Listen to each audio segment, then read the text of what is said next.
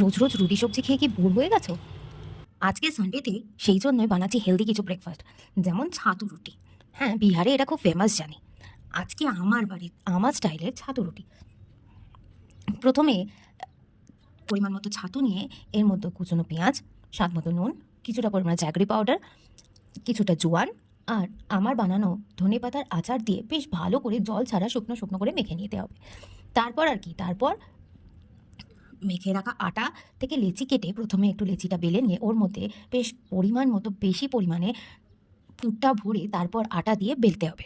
তারপর তাওয়া গরম করে দু পিঠ ভালো করে সেঁকে নিয়ে ঘি কিংবা সাদা তেল যেটা খুশি সেটা দিয়ে বেশ ভালো করে দু পিঠ লাল লাল করে ভেজে নিলে রেডি হয়ে যাবে ছাতুর পরোটা।